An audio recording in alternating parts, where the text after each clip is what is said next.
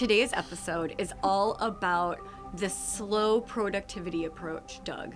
Man, I have worked with people who they'd come in and you could just tell their pressured speech and their way of being in the room was so anxious. And I'm like, do you realize how much anxiety you're experiencing? And they're like, I've never had somebody observe that. I was like, wait, I don't need to fold my laundry right after I do it. This is going to save me so much energy. I have this mantra that I've been trying so hard to change this addiction to I choose ease. I choose quality over quantity. How's that working? 50-50. I know that's not bad. That's better than I thought. This podcast represents the opinions of our hosts and guests. The content here should not be taken as medical advice and is for informational purposes only. This podcast also does not establish a standard of care, doctor-patient, or client relationship. No guarantee is given regarding the accuracy of any statements or opinions made on the podcast or website. And because each person is so unique, all listeners are encouraged to connect with counseling and medical professionals for assistance with their personal journey. All people, places, and scenarios mentioned in the podcast have been changed to protect the privacy of those involved. Welcome to We're Not Fine. I'm Dr. Talia Jackson. And I'm Doug Jensen. We thank you for listening every week to our deep and thought-provoking conversations about relationships. Welcome back to We're Not Fine. We're here for another episode. I don't know that I've missed you because I always feel you with us. Oh, that was so nice. I thought you were going to say I didn't miss you because I don't know who you are. No, I know every single viewer we have personally. Listener and viewer. Because they're very different. We've got listeners and viewers. Just viewers. I don't know. I think of them as the same. Are they? Participants who listen and view or. Anyway, welcome. We have this amazing episode for you today. I'm very excited. And we are going to chat and catch up, but also we want you to know why you're here. We've got Dr. Kate Henry to talk about slow productivity, which is literally the perfect time of year. Yeah. After you've made a list of 1,000 New Year's resolutions. She's so amazing. Slow living, slow productivity, turtle in the hair. Bring it. 1,000? But we did already a New Year's resolution episode where we did not encourage 1,000. So hopefully you did not make 1,000 as Talia suggests. This is what I think about that. I'm so excited about this because when I think about productivity, you and I have talked about this, like so many people want to know about it. People want to know about like, how do I become more productive? Because I swear we all in this culture have this drive to keep doing and doing and doing and doing more. So I'm excited about this. It's amazing. Yes, and it also, is. Like with my ADHD, I've been in a constant battle. You have with ADHD? Time. I haven't noticed. I mean, you do too. You're just undiagnosed and unmedicated. He loves it when I say that. Yeah, I he loves getting teased about. I like when you project your experience onto me. Your hair looks in a amazing distorted today. Way. Your hair looks amazing today. I like how you finish my sandwiches. Finally. All right, we've done this now too many times. It's just Sorry not for the even redundancy. funny anymore. I had some funny things happen to me this week that I haven't told you about. You have not told me anything funny. We've been having a lot of conversations, but I don't remember any funny. I know. And also, I think they're funny? That's what I was going to say. Lower your expectations. Oh, okay. And the first one low. is about a really sketchy manicure that I had. So if that is not something of interest, you have my permission to take a short nap. And I'll wake you up when I'm done. Doug, look more interested. So, this is my interested face about your manicure. I found this new place and I was obsessed with it. And I had like the best manicure ever, gel manicure, and she was so lovely and so tender and she did such a good job. Is this it? And then I went back to this same place and Yeah. I got stuck with this other person who, and you know, I am not about men this, women that, good, bad, not our jam. And correct me if I'm wrong, if you have a male identifying manicurist that is amazing. I would like to know about it, but this was my first experience with this. Stop looking like a grumpy cat meme. What if I make this face the whole time? So I sit down, hopeful, but I should have just gone to the same person as last time. This guy took some like machine that was like a grinding off the top layer of my Do you have paint. fingers? It was like really intense. He was going so fast, and I thought he was gonna like grind down my entire nails. And then he started clipping my cuticles, and they were like half of them were bleeding. Okay, that doesn't feel right to me. It was horrible, and he never said sorry. He never even acknowledged it. And of course, because I'm so weird, I spent most of the time trying to be like, well, what do I do? Do I still leave him a 20% tip? Do I leave him a 5% tip? Do I leave him no tip? What kind of a statement is that? And I ended up as like my way of saying F you, I gave him a 15% tip so I could still come back and I wouldn't be blacklisted. So here's the question. But it looks good.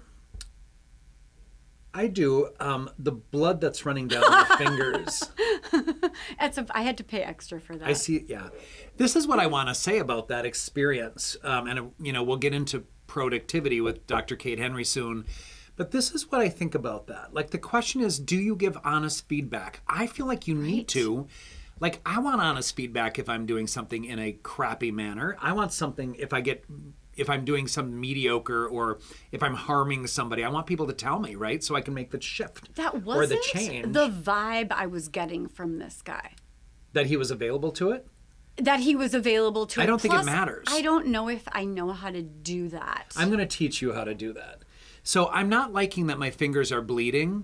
I'm wondering if you could be a little more gentle. And I don't know what that machine is, but I've not had that before. I don't like it. So when I've had a massage, for example, and somebody wants to use a gun, I'm always like, I don't want the gun.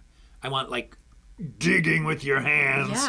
Yeah. And I'm glad to give feedback because you get more of what you want in this life if you can express what it is you want and need and what you think and feel. Kind of a theme to the We're Not Fine podcast. How do you communicate if you're working with someone like in body work or massage that maybe is a talker, but you're really wanting a quiet experience? Okay. Well, that is my experience, actually. I do not talk during massage, so I will tell people. I tell people now ahead before a massage. I say, so I'm not somebody who wants to talk. I typically fall asleep. This is my time to be in my head. So if I don't respond to something, just keep doing what you're doing. Like sometimes people will say, like, is the pressure okay? That sort of thing. Right. And I'll be glad to answer them if I need to. But it is my time. I love it. And I am paying for my time, and I'm paying for a service. And you were paying for a service with your nails, right? My bleeding nails. And so what I'd like you to do next time is call me on the phone and then hand the phone to the guy and say, so she's afraid.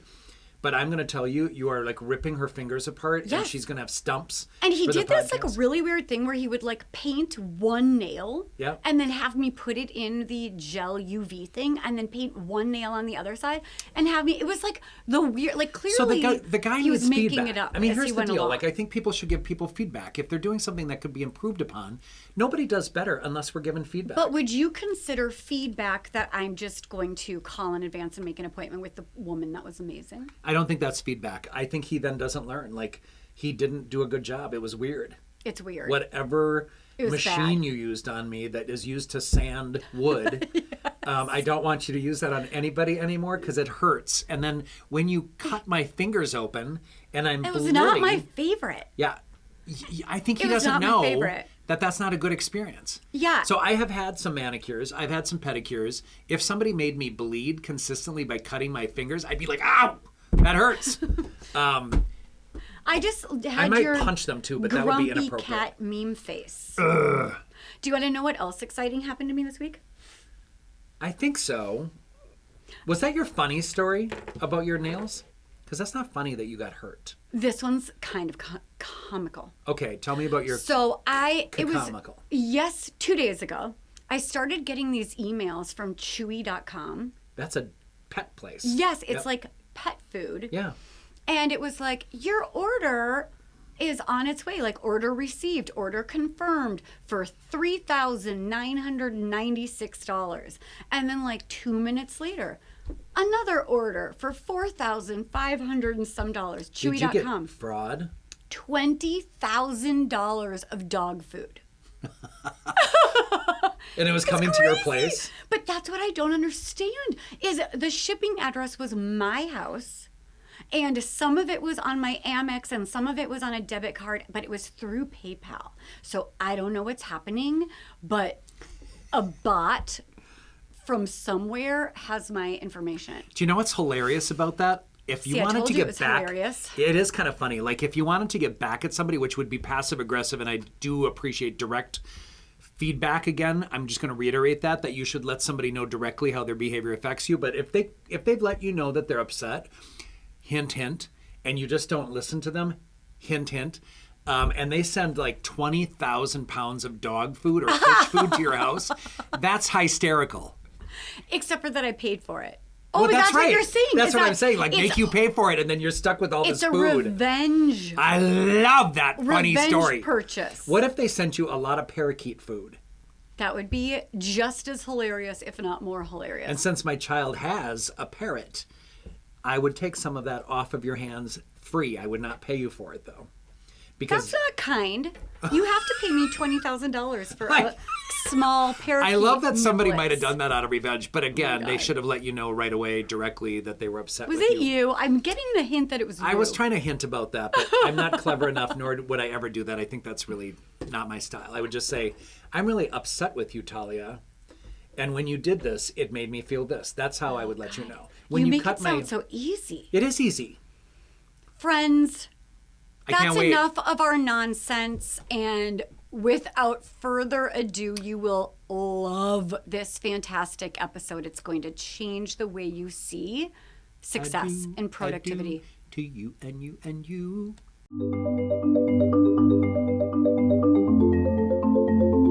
We're Not Fine family. We could not be more excited to introduce to you the one and only Dr. Kate Henry.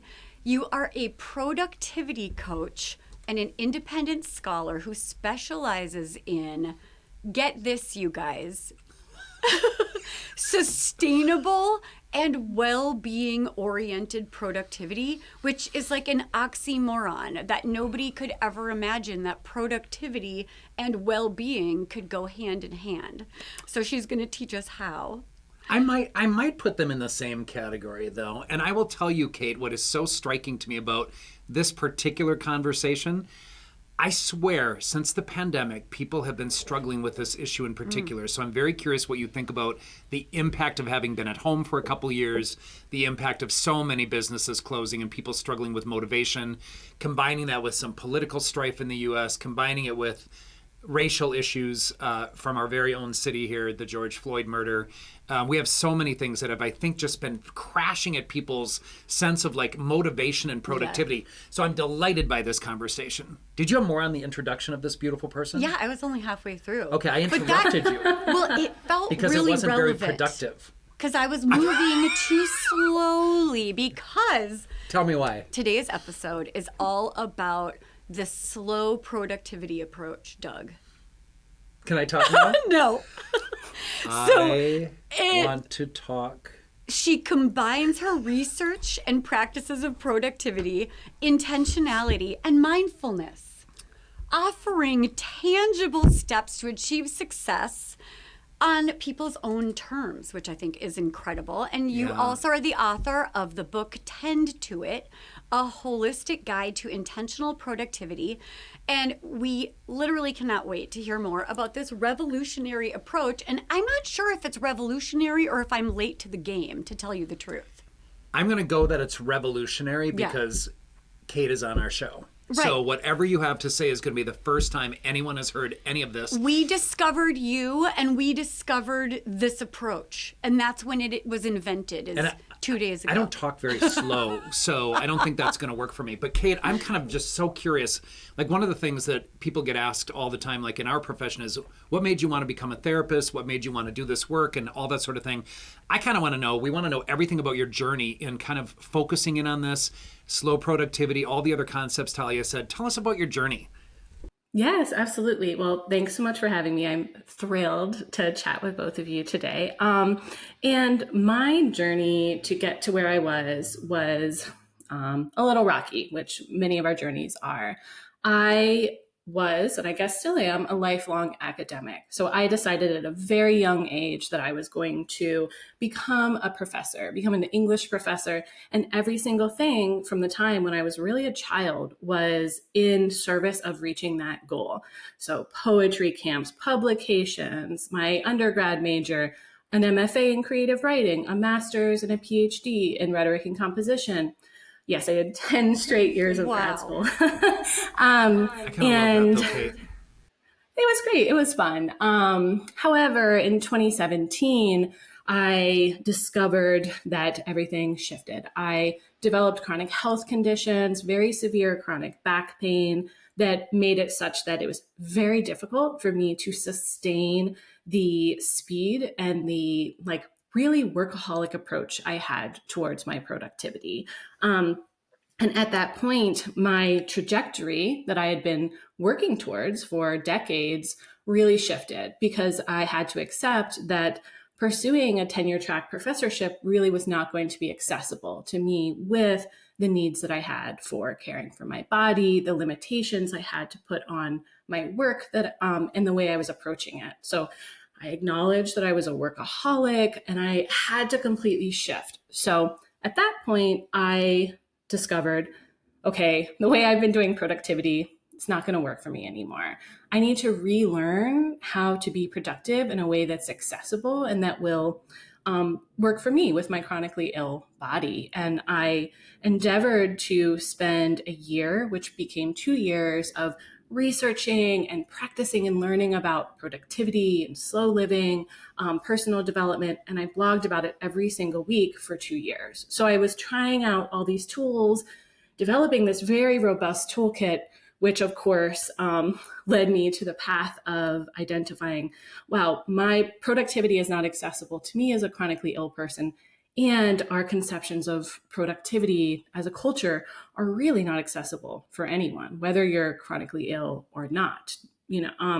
So it just was this big aha moment for me. And I was at that time like, I don't want to be a professor anymore. I want to research and publish about and support folks in finding more accessible ways to achieve their goals, but not burn out and not feel terrible about themselves if they can't. Wow, Kate, that's incredibly well put. Yes.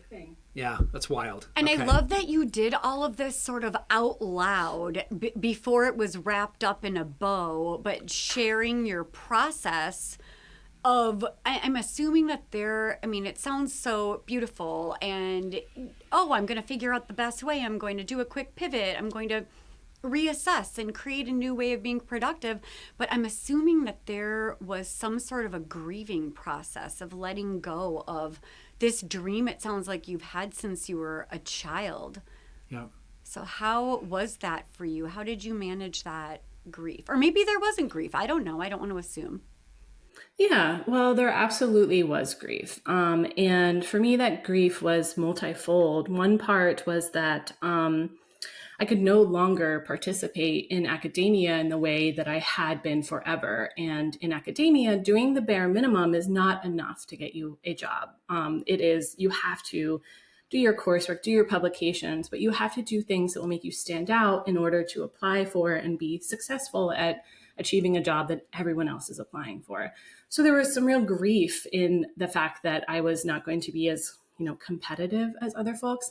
And I also felt like I didn't fit in anymore. And, my closest friends, while they supported me, they didn't have the same experience with pain or with fatigue or illness. And there was some loneliness there. I did find some really good support online in communities where folks who also had chronic health conditions were offering support for one another, listening, sharing their stories. That was very monumental for me at that point, where I felt quite lonely in my experience.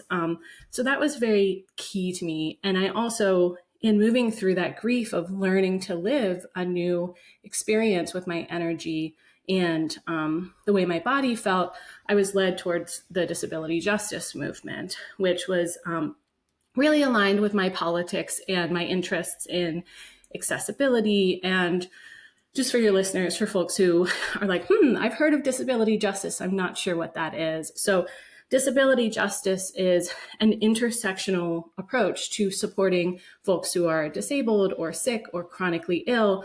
So we're thinking through this disability justice lens of the person as a holistic person, instead of saying, oh, you have a disadvantage or an impediment. We're saying, like, you as a person who may be chronically ill or disabled, et cetera, are, where you are starting from is this excellent place to be starting from. And the systems that we're functioning within are inaccessible. It is not an issue with you. So within the disability justice movement, there's a lot of mutual aid support. There are folks who are thinking about the ways that we can extend just beyond like litigation or like the rights we're fighting for to really support one another in that space, thinking intersectionally around people's whole experience. So my experience as a middle-class white chronically ill person is going to be very different than, for example, an unhoused person or someone who has a different class or a different race or a different gender experience than me. Kate, I will tell you, I'm getting totally lost in this part of the conversation, and I almost want to do an entirely huge episode on what you just said. It's incredible. I want to make 2 comments. Thank you for nodding and understanding my excitement. So part of my practice has been dedicated to working with people with long-term HIV illness. And so when I hear about how you're conceptualizing disability and how a person is a whole person, the mutual aid piece, et cetera, critically important. And I apologize for getting lost. I also want to back up a little bit and say, I'm so very impressed. And I hope our viewers really hear your story of like listening to your body and understanding I just cannot do it I can't keep plowing through the way I was going to do it before. I have to take a look at things realistically. And that you took that moment and you kind of evaluated like, what do I want to do differently in order to make that work is a really, really critical piece. And you mentioned the part about like maybe class and about socioeconomic status as a factor here. Obviously as a middle class white person, you have privilege to be able to do that. You're from a beautiful community near my friends in Massachusetts. And so I think the reality of the circumstance, like how can we make sure everybody has that same opportunity regardless of those factors? I know that's what you're talking about. So of course I want you on again to talk about that particular issue because you have probably some very compassionate and wise thoughts on that. So I didn't want to get too far off, but I needed to just congratulate you on kind of talking about that very personal process. It really feels significant to me, very touching and very encouraging for people to be able to shift. You're welcome. Speaking of, and did you want to say anything more about the justice movement? No, because I could talk for hours about it. I was just going to say, maybe we need an episode. I really do want to talk to you about that. So maybe we'll have you on again, Kate. I love what you just said. I want to talk about, we're talking about physical disability when we're talking about some of the stuff that you experienced with your back, and I'm so sorry you had to go through that. And I so love that you talked about grief related to that because that it becomes insurmountable. There's so many layers of grief, I think, related to physical illness, disability, whether chronic or terminal. But let's go to mental health for a second. So I'm very curious in terms of like this productivity model and how you view all of that. Like when people struggle with ADHD or depression, which of course low motivation is one of the symptoms of a depressive disorder, can be for anxiety as well. But any of these OCD, OCPD, the personality disorder traits of OC, obsessive compulsiveness. So the issue here, I'm very curious how you understand how those mental health components, and of course we'll probably chime in on this, impact person's ability to be productive. Yes, I'm so glad you're asking this question. I think this is key. And I'll respond to this I'll put on my productivity scholar hat here. So as a productivity researcher, I'm, a lot of productivity how-to guides and suggestions are positioned for a one-size-fits-all audience, right?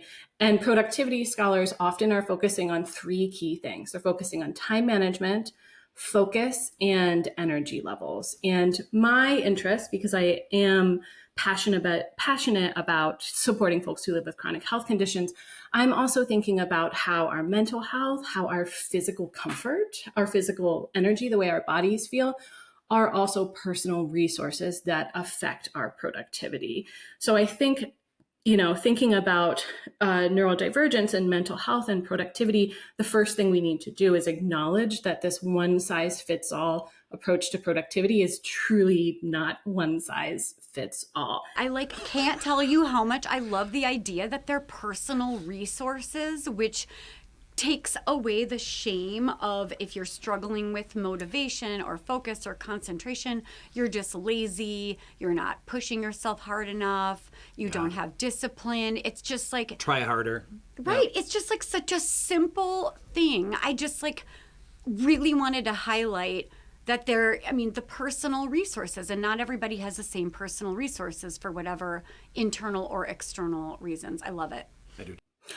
Absolutely. And this makes me think of something you mentioned earlier, Doug, thinking about throughout the pandemic, how we are approaching our productivity. This makes me think, I am not a parent. My spouse and I don't have kids, but people who are working parents, people who have, people who are in a caretaking role, people who have additional responsibilities where they may not be able to access certain, like those wonderful places of flow when we're being productive, or really doing deep work for hours at end, right?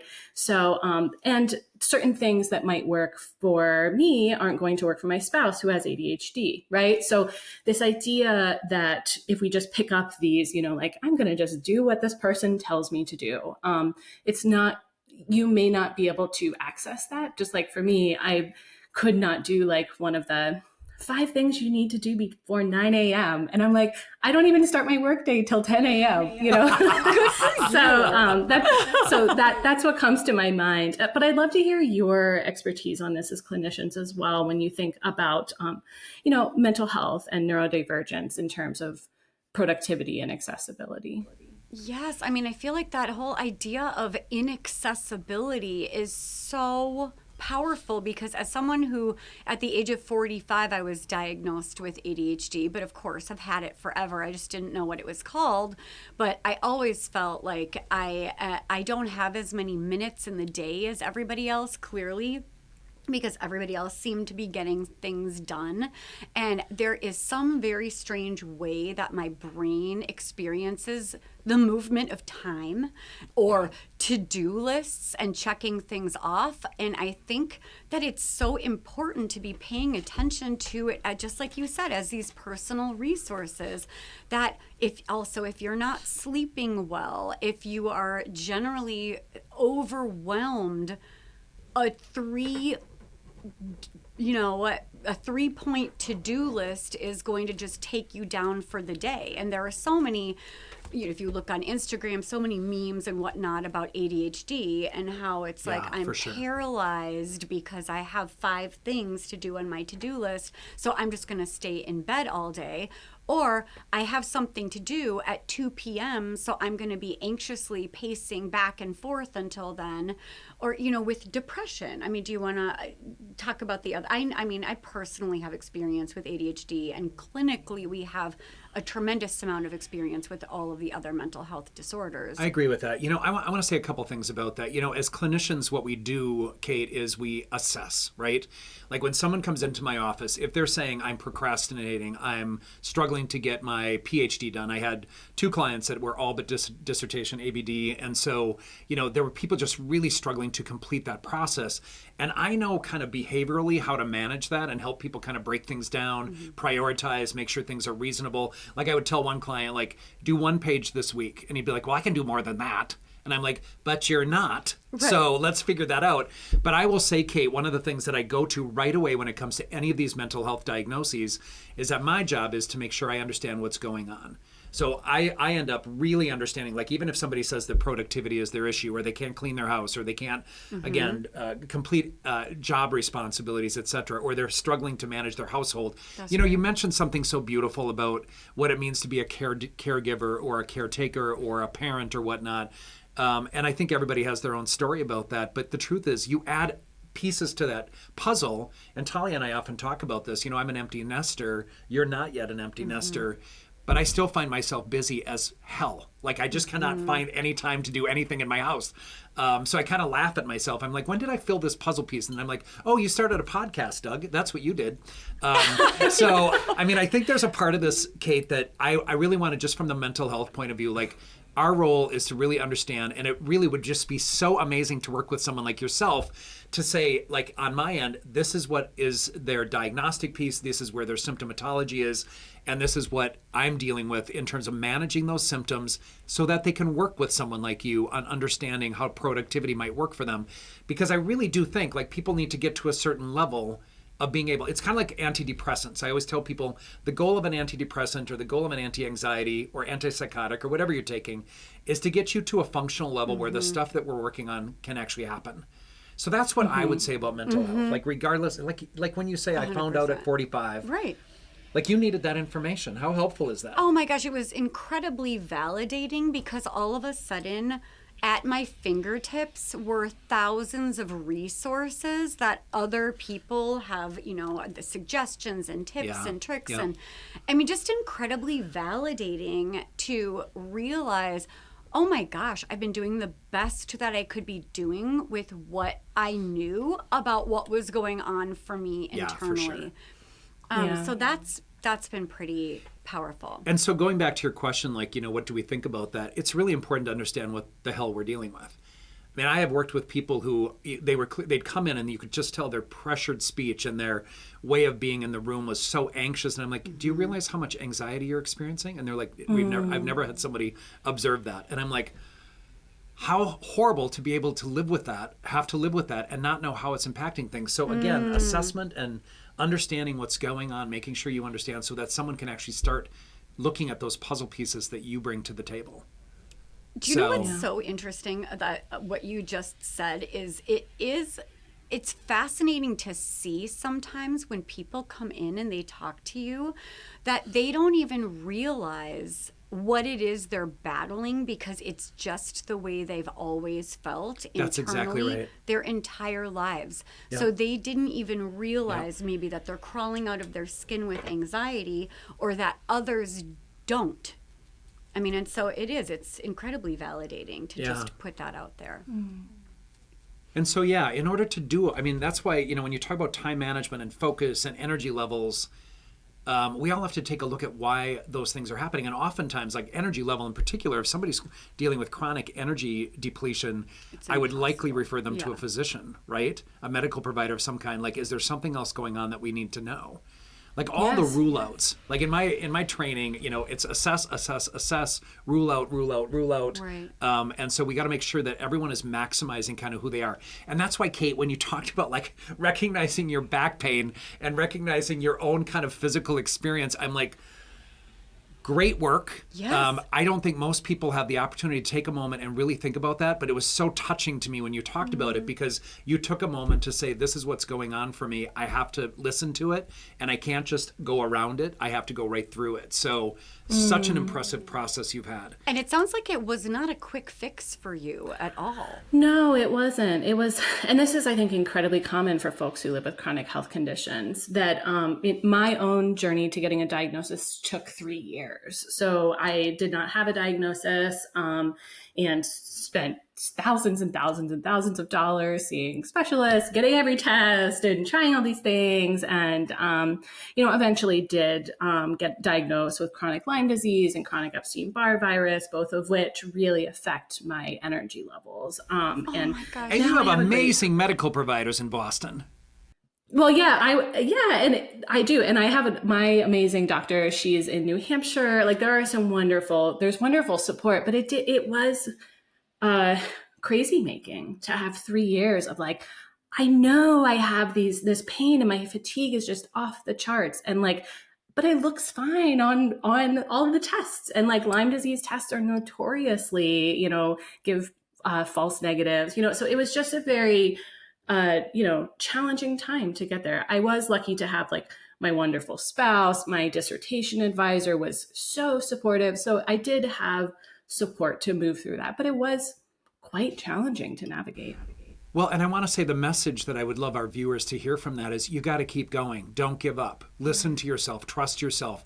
Do not let anybody tell you you're not experiencing those symptoms. I have so many people who have had sort of chronic symptoms and they just can't get an answer. You got to keep looking. Right. And it may not be the provider that you're working with, but you got to keep looking. So another great message from you, Kate, about stand up for yourself, be a self-advocate. That's right. I kind of wish we didn't have to do that sometimes when you're not feeling good. Right. The hardest thing to do sometimes is say, you are not listening to me. There is something going on here. So what an inspiration that is as well, to just kind of keep fighting and advocating for yourself. Nice work. I wanted to ask about this whole, just the workaholic culture that, you know, and I keep on thinking, I mean, Doug knows all I ever talk about is how I am the fastest hamster on the hamster wheel going nowhere, which is like my experience of ADHD, more before medication. But just like Doug said, we literally probably between the two of us had 45 minutes free up in our crazy schedules. And we're like, why don't we add a 20-hour-a-week podcast in that 45 minutes? So, of course, it was the opposite of my goal in life, which is the slow productivity or choosing ease. But this whole workaholic belief system, it's not just normalized, but it's celebrated. It's like what everybody thinks of when they think of, like you said, you can't do the bare minimum. You have to be exceptional. You've got to stand out. You have to go above and beyond. And that's success. So how, I mean, is it avoidance? Why are we doing this to ourselves? Yeah. What's happening here? I hate it. As someone who's been in grad school for 10 years, let's please talk about Why? No, I mean, I hear you. Like, as I said earlier, like in grad school there was real normalization and praise in going above and beyond and being successful and competitive. And there was also, you know, like sometimes advisors or professors were like, yeah, it's what I had to do, so it's what you have to do. I also think, and I'll try not to create a whole new podcast topic for us here, but I think, too late. Feel free. Okay, I'm going to go for it. So, I mean, I think that there is this, like at least my personal experience was like connecting my worth to my work. I really sought to, you know, find when I was successful at something for school, which I always was, I'm very smart, I'm good at school, I would feel great, and then that would dissipate. I would immediately have to reach for the next thing. So I think that that's a very common experience. We always need to be achieving. I also think, and this is a wonderful thing that over the last few years, more folks are having conversations about, but productivity culture, like many things in late stage capitalism, are really informed by white supremacist beliefs. So I think ideas of scarcity, ideas of competition, ideas that perfectionism, that I myself have to do it all by myself instead of working with a community. And a lot of my work with slow productivity has been acknowledging that in my own experience, you know, trying to push back against that. And I've learned from some really great scholars and writers. I'm not sure if you know Tricia Hersey's work. She wrote Rest is Resistance, a manifesto. She started the NAP ministry. And I follow her on Instagram. I didn't remember her name. I love what she has to say. I love what she's putting out there. She's phenomenal. And so she's thinking about reclaiming rest, both as like a reclamation, but also as like an act of reparations, particularly for Black and African-American folks, you know. So like she's thinking of really just like diving at, you know, the way that productivity is in bed with, you know, white supremacist or patriarchal, you know, beliefs around the way we approach our productivity and the way we feel about it. So I think over the last few years, folks who maybe in the past haven't thought about that framework, including myself, are beginning to untangle and be like, why do I feel scarcity or urgency right now? What would it look like to reject that and choose something different? And I think within the world of academia, within the world of entrepreneurship, that's a you know, complicated but powerful thing to interrogate. Yes, I would like another podcast on that. So now we're up to 3 We're with you, up to Kate. 3 more hours with you. So I literally just wanted to listen for an hour I and know. have a seminar on what you just said. Because it's really, What? really intense I know. and really critically important for us to think about these things.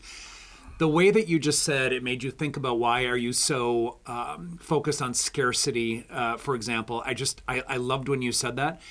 You and I talk about this, Talia. Yes. Like we joke about our practice sometimes. Like if somebody cancels or if somebody stops therapy, we're like, We just oh talk no, about- everything is like We're gonna fall going apart. under. We're going under because we're in private practice, right? And so we're reliant on it. It's never happened for either one of us. I've been in practice 28 years. Once my practice got full, like 25 years ago, I haven't suffered from referrals. I don't advertise. So I have to just remember Yes. we're good. We have to remind ourselves, Yeah, we have to remind ourselves and each other. So I'm just really struck by it, and it's really making me think. And honestly, since the Black Lives Matter movement and whatnot, I've been particularly interested in thinking about my own experience as a white person of my age, despite being gay and having my own kind of struggle with inclusivity, et cetera, and whatnot. And equality really should be a non-issue for all of us, by the way. But, you know, at the end of the day, Kate, it's a really, really great contemplation. And Yes. how do we keep having episodes with you? I mean, it does seem easier to reject that productivity framework when you think about it like that. And It is, except Talia, right? Like even as you're talking about this, I'm just gonna own. I'm sitting here thinking, I don't know how to stop. well, Like, that was my next question is like, is this an addiction? Are we like addicted to that feeling? Look, what are we doing? Yeah, What are and we Kate, doing? I'm gonna own something, and you know, I don't know if you've seen previous podcasts of ours, but I grew up with poverty. My family did not have a lot. There was no education in my family outside of high school. So I found myself needing to get as far away from that as I could. So I overcompensated and sent my kid to NYU and USC for grad school and, you know, my other to a fashion school in LA. But I worked hard in order to give them that opportunity so they didn't have to do what I did, even though I got as far away from some of that as well. And then I think what was so important about getting away from that?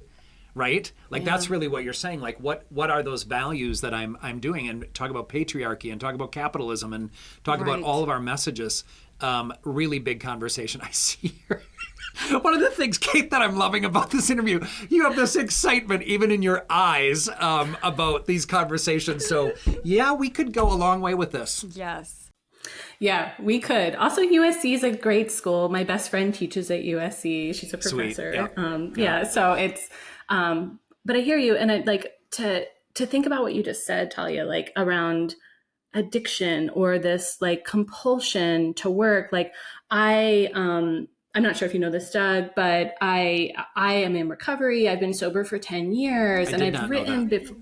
Yeah, and I've written before about like I have a piece that I published about like my experience with workaholism and like addiction to alcohol and the ways that those were in line. And like with like my alcoholism, I was able to be like, oh, well, I'm just not going to drink. Like I have this, but there's this switch in my head that doesn't turn off when I'm supposed to stop drinking. So I just won't drink.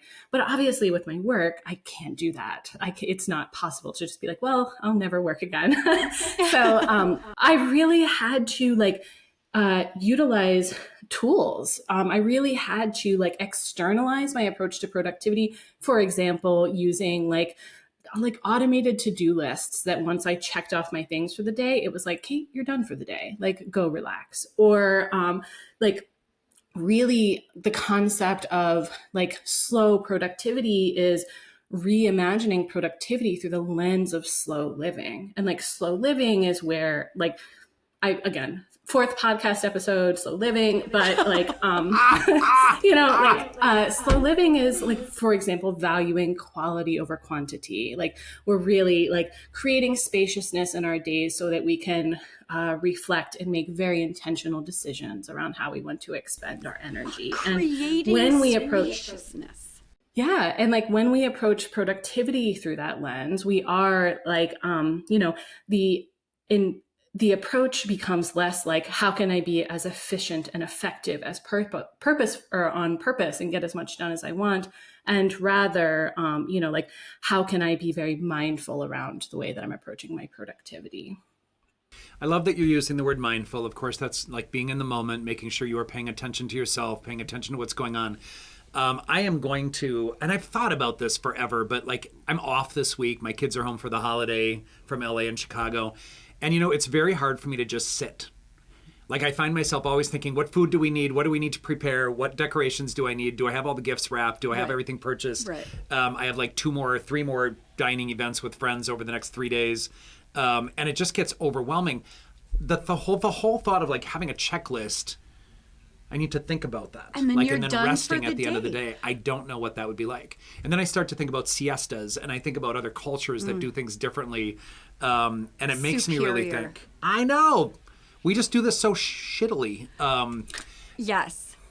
And to Me be too. honest, like it really makes me think so much about mental health and what happens to people when they keep rushing and rushing and rushing and keep striving and striving and striving. And I am guilty of that entirely, trying to get out of my poverty, trying to get out of the uneducated experience that I had. Again, nothing wrong with not being educated, but for some reason I got a message that I needed to do it differently. So I worked hard. I still work hard, and I cannot stop that treadmill. But even thinking about it as a choice, or even the idea of creating spaciousness, that space is the new checklist. I mean, it's like, that's why I think I've told you before, like I have this mantra that I've been trying so hard to change this addiction to busyness, or this feeling of like, yes, I got 12 things done in the time that it would normally take a person to get one thing done, and it's some sort of a badge of honor. But just this idea of, I choose ease, I choose quality over quantity. How's that working? 50-50. I know that's not bad. That's better than I thought. 50-50. It depends on if I'm getting enough sleep, and it depends on how behind in life I feel. But what I notice is that if I'm not getting enough sleep, I'm so much more anxious about checking things off of my list than when I am getting enough sleep. It almost seems like, or if I'm well, I should say. It's not Which just goes sleep. back to symptoms. Right. Like if we're sleeping well. Yes, if we're feeling well, I can absolutely see that it's a choice to create space and be where your feet are, and that you don't have to subscribe to, well, this is what is done and this is what is expected or celebrated. Well, and maybe we need to go to space in order to create space? spaciousness. Kate, do we need to do that, or can we buy some here and sprinkle it in our I think we could days? create a space room. Yes, no cell phones allowed in your space room. No. Isn't that a great idea, though? No I hear computers, you. no technology, like cushy little bottoms that you can float around on. Oh, Anti-gravity. Anti-gravity, sensory deprivation tank. Okay. Do you know what I keep thinking about? Is like, this story today is one of the turtle in the hair. Is that tortoise in the hair? You can say turtle. A tortoise is kind of a turtle. Yes. But you know what I mean? It's just No. fastest hamster on the hamster wheel. And then that doesn't get me where I want to go any faster than somebody else who has this mindful quality over quantity approach. I want to be something in between the rabbit and the turtle. A mole rat? No? Maybe like That's a not what deer? came to mind. A I'm kind deer of curious sounds what elegant. A deer! Oh! An elegant deer. Kind of a gazelle or deer that's kind of pacing and running through. I like love that it. idea. I'm going with that. So we should focus on gazelle. Boy, Kate, I could talk to you for a really long time. And of course, we're going a little off. So, we were going to talk a little bit about like how well-being, which is what we're talking about, like this well-being model of quality over quantity, taking care of yourself, getting done at the end of the day, and success. I mean, that's the tricky thing, right? Like matching those two words. And just making sure that our evaluation or identification or definition of success, maybe that's what we really are talking about in terms of like what we need to shift or give some thought to. And that's where everyone has their own individual experience with that. But boy, to consider how privilege or to consider how class or socioeconomic status or where you live or whatnot, how all of those things might impact that is really important. I don't know if you want to talk about that a little bit more. Yeah, I'm very interested in the idea of success. Like often when I run workshops, I'll have a prompt where I ask folks like, what does success look like to you? And where did you learn that? Like, where did you, like, I learned what success looked like from like watching Indiana Jones and seeing him being this professor, or like watching the Dead Poets Society, you know, like I learned, right? Oh, Captain, my Captain. Oh, exactly. I was like, that will be me one day, right? But the idea of like success is like, six figures, or like this idea, and then asking folks like, okay, well now like shift, what does success truly look like to you? Like for me, it's like, I want to have enough time to like make a stew, or like I want to like spend time with my spouse, so like shifting and thinking around like, what is this idea of success that is, we have been like taught to achieve, like seek and, potentially burn ourselves out in effort to achieve, and like what is truly what we need and want to feel good. And I think slow productivity is a nice way to move us there. I also think like just developing an awareness around the way that we are acting and the way we feel about our productivity. So you were really into the idea of personal resources earlier, Talia. So thinking about like, okay, I want to be successful today. Where are my personal resources at? Like realistically, how much time, energy, and focus do I have? What's my mental health like today? What mood am I in? What access to furniture do I have? How will that affect my body? And then choosing an approach to your productivity that is actually achievable and accessible to you based on that. So we're shifting our idea of success of like selecting a task or selecting, something from our to-do list that we can actually achieve. And I think this lines up well with what you were both talking about on your New Year's episode, like planning for goals and like making approaches that are truly accessible. I could go forever on this, but I'll pause. It's here if you want to have anything to contribute before I keep going. Well, I mean, this is like the moment we've all been waiting for, because of course we're like a bunch of academics, right? And so the thought that there are practical and tangible tips, like this isn't just some heady pie in the sky idea, but there are ways to tap into this, make it a part of our lifestyle. And I don't know about you, but I'm dying to know how do we do this? Help us. No pause needed. Please continue, Kate. Please, don't stop. All right, here I go. So, I mean, I'll share today with you and with your listeners, like thinking around like just like our schedule. Well, I'll hone in on that, like how we schedule our weeks, for example. And one thing I want to acknowledge, and I think about this in my research, is like invisible or behind the scenes labor. So when we schedule our week or we write our to-do list, we might say like record podcasts, right? Or we might say like, clean the house or something like that. But we're not thinking, or maybe we might not say clean the house. Anyways, the point is like there are invisible labors that don't make it onto our to-do list, but zap our personal resources. There are behind the scenes labors that we need to do in order to create or complete something. And we also don't often include those on our to-do list.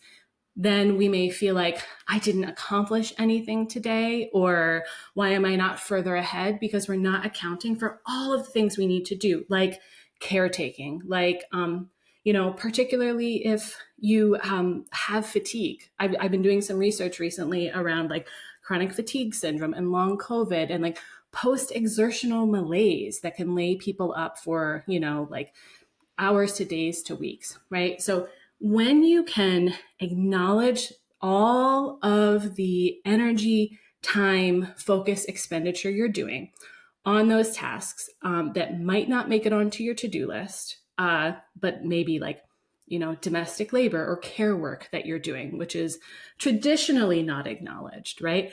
That is a way that you may be able to more realistically set up your schedule and your plan and not burn yourself out in the purpose.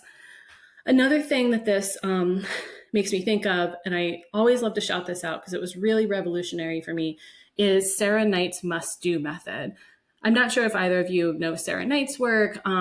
She's called like an anti-guru. She's writing like the life-changing magic of not giving enough and like things like that. She's very funny. It's a great title. Yeah, she's very funny. But the must-do approach is when you start with your to-do list and you schedule it for the day that it actually needs to be done. So like Doug, you were mentioning earlier, like, oh, is everything wrapped? Do I have all the decorations, right? So if you were using the must-do approach, you might look at your week and say, actually, it's most important to hang these decorations on Monday, but I really don't need to wrap the gifts until Thursday. I'm not going to start that on Monday. I'm going to intentionally schedule this task for later. And sometimes folks might want to do this if they know that a certain day of the week is tiring for them. Don't schedule particular tasks on that day if you can't. And the last thing I want to share today is the concept of spoon theory. Is this something that either of you are familiar with? I have no clue. No. I use spoons, but I do not know what this is. I am a user of spoons. Okay. No, well, you may be a dual user of spoons once I tell you about this. I hope so. Spoon theory is a concept that's utilized within the chronic illness and disability community. It was created by a person named Christine Miserandino.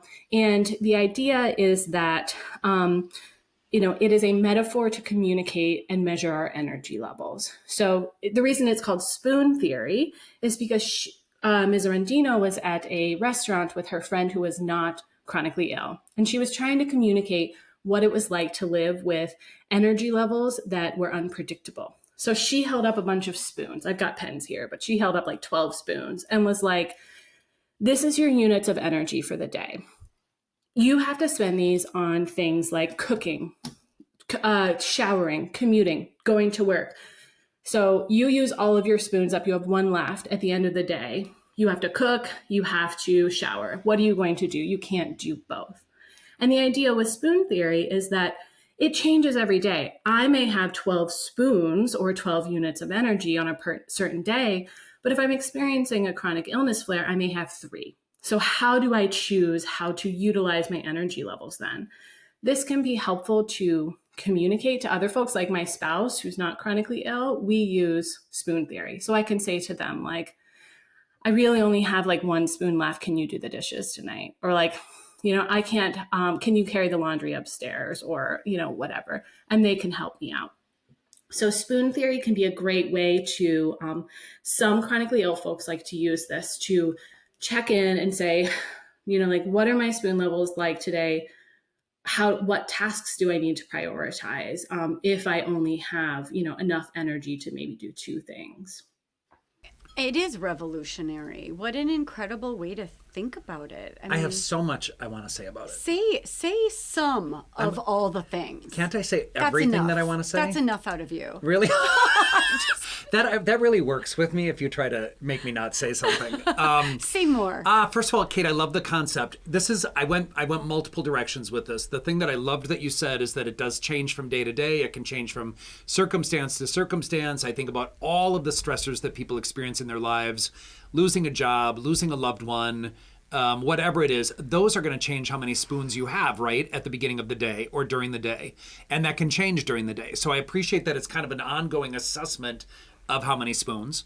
And I get very curious about our 20th episode we're going to need to do on whether one person chronically or I want to say regularly has 10 spoons and the other partner generally has 3 spoons, like on a regular basis, and how couples work together to understand and support each other when there's maybe a difference of resources on an ongoing basis. That's what came to mind for me, because I will tell you, I think a lot of my couples will say one carries more of the burden in the household and the family and the day-to-day stuff than the other, and there's all kinds of quabbles about contribution, right, to the relationship.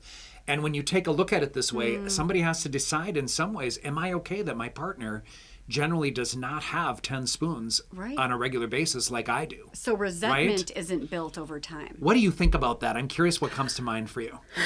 Well, I think that I'm glad that there are folks like you in the world who can support people as clinicians who are going through this challenge. And I think that it is an ongoing negotiation, and it is an ongoing thing I couldn't to, agree more. share and communicate, and to not feel resentful. And there is often, or there may be grief that comes up around it. I do think that using metaphors, whether it's spoon theory or the concept of a battery or the concept of like a light bulb, something with that, some folks who are chronically ill say like, my battery never fully charges. I'm always only ever going to be at 60%, so metaphors can be a helpful way to communicate and share an experience. But I think it is like a continual negotiation. My spouse and I, like, we have certain chores that I do and certain chores that they do. There are certain things that, like they will do on their own or I will do on my own, so there are, but it is a, ongoing negotiation. And I think also there are some wonderful resources out there. I think that like the chronic illness, the disability justice community, there are going to be conversation spaces where folks who are chronically ill partner will communicate about this, and folks, who maybe are, in a relationship with someone, and how to, make sure that everyone feels like they have agency and support in that situation. Kate, one of the things you just said about negotiation, like one of the things that I think is critically important in any relationship over the course of time, in order to endure a connection that works, you have to be able to communicate. You have to really understand kind of who you are and what those changes are in your lifetime and your evolution and your development. But you have to be able to communicate that. That's and we right. take for granted how easy that word sounds. It's not easy. And you and I have done several episodes now on communication and how you effectively communicate what's going on for you. That's right. But it is this ongoing negotiation, and it is this ongoing, not only self-awareness on our part, like understand what's going on for you, but expressing that to your partner, taking time for that. I'm big on like regular meetings for couples, families, etc. At least weekly, to be able to check in. I've got couples that do it every morning. But it's really important to check in. Resentment can build so quickly without that ongoing communication. And again, going back to like mental health and stigma, I think people get really stuck on all kinds of internalized shame and blame and insecurities about, what we have going on. Going back to your whole grief process about like when you discovered that, my back is not going to allow me to do this the same way, to do this life the same way. The reality is there's grief to do, but it took you courageousness to kind of just say, this is what's going on for me. That's right. And be honest about it. So again, critically important part moving forward. Kate, this has just been a spectacular episode. I could talk to you for hours and hours and hours. I'm really grateful for your time. Yeah, I mean, same. I literally, every point that we've been talking about, I'm like, but I've got more questions about this and more questions about that. I mean, one thing that I think is really important, maybe that you could share with us, are these resources that you're talking about for people with chronic illness and health conditions, or for their partners, these chat rooms, the spaces that you're talking about. Where can people find the support and the resources? And I mean, I think that's incredible. And we can put it up in the show notes too. Yeah, absolutely. I mean, there are some folks who are doing some phenomenal research and writing on this. Dr. Devin Price, the author of Laziness Does Not Exist, he also has a recent book out called Unmasking Autism. Just like he's a phenomenal researcher. Also, Casey Davis's work. She wrote How to Keep House While Drowning, and that is a wonderful resource thinking about. I'm listening to that. Oh, it's just that book blew my mind. I was like, wait, I don't need to fold my laundry right after I do it. This is going to save me so much energy, right? That book is a wonderful resource. Another thing that I really like is there is a magazine called Sick Magazine that is edited by Olivia Spring. And I actually have a copy right here. I'll hold it up. And this is a collection of resources by disabled and sick folks. And so like this, I love reading this because it's just, like poetry and writing and artwork by other folks who are chronically ill and disabled. So there are places and books, but also like there's some phenomenal Substack newsletters out there right now by some of the biggest writers in disability justice work. And you can find that just by going in and like, searching for keywords. You'll see folks pop up. And those are places where you can, be in conversations in the comments. Yeah, like there's some great Instagram accounts. I think I don't want to mess up the name, so I won't say it, but there are like, Instagram accounts created by disabled folks who are sharing like different accessibility tools to make cooking easier, or like different like quick meals that you can make when you have a low spoon day. So there are lots of resources that I think you can find maybe through Googling or by starting with some of the authors I mentioned today. I'll tell you, I argue with my clients when they come in, they say, I'm being really lazy. I'm like, that's not what's going on. So this laziness doesn't exist. I do not know this book. I am going to get it. That speaks my language. I just don't think, there's always something going on that's deeper, that's related to what that experience is. So and what I really think you've it. made so clear today also is that a lot of these are invisible obstacles to others and invisible disability that you have to communicate how many spoons you have because hey, you look bright-eyed, bushy-tailed, fabulous. Look at those gorgeous glasses. No one would ever know how many spoons a person has. Plus, I think we do a lot of masking. Mm-hmm. And so we're presenting our best selves interpersonally, and we might be spending 5 of our 6 spoons just to present well. And so, I mean, yes, I reiterate, we can't thank you enough. This is like the perfect New Year's episode for everybody who just has that 20 New Year's resolutions and is already feeling overwhelmed and lazy and unsuccessful. This is what they need to listen to. Agreed. Kate, I can't thank you enough. Very timely to have this conversation. I anticipate we'll be seeing you again sometime. I wanted to go off on several tangents, as we both talked about, so we look forward to it. But please take care of yourself as you continue your journey, and thank you so much. And before you go, how can our people find you? Right. Plug anything that you're wanting to share with us. Yeah. Well, thank you. This has been a total pleasure. I would love to come back. I could truly talk about this stuff for days. And so folks can find me on katehenry.com. And also I have a weekly newsletter that I send that has a lot of wonderful discussions around the topics we're talking about here. And that's katehenry.substack.com.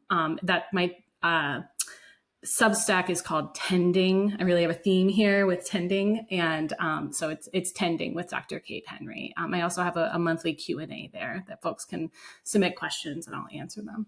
Oh, it's fantastic. All of this is going to be in the show notes. But seriously, Dr. Kate, you are such a gift to the world. And I love that you made so much meaning out of your experience of chronic health issues. And you are paving the way for so many of us to rebel against this productivity culture. Starting tomorrow. Just today.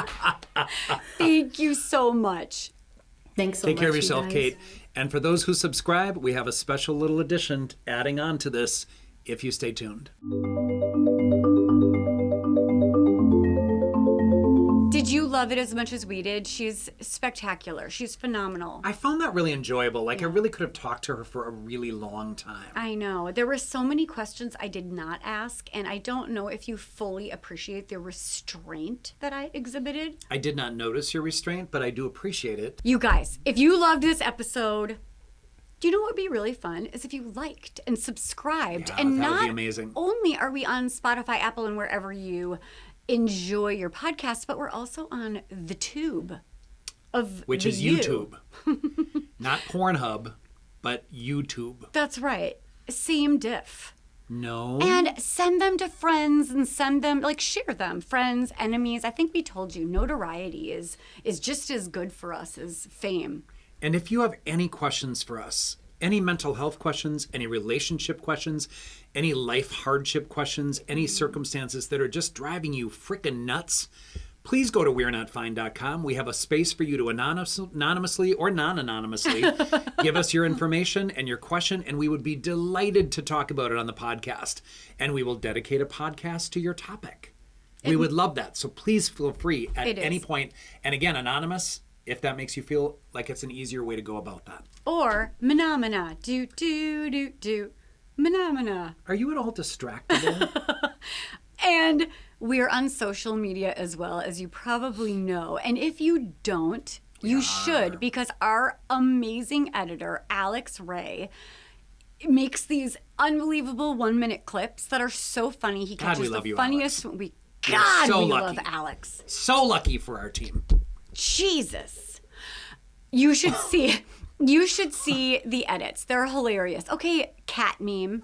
You should see Doug's eyeballs right now. I bet that's going to be in one of the cuts for today. So Douglas L. Jensen with an E-N, Dr. Talia Jackson, We're Not Fine. It might be We're Not Fine Pod. Look around. We're the only We're Not Finers out there in the world. And we're not fine, Doug. But at least we didn't get sent 20,000 pounds of fish food by an Avenger. It was revenge dog food. We love you guys. See you next week. And if you need pet food, go to Talia's house. Chewy is delivering it soon. Delivering it soon. Love you. Take care, guys.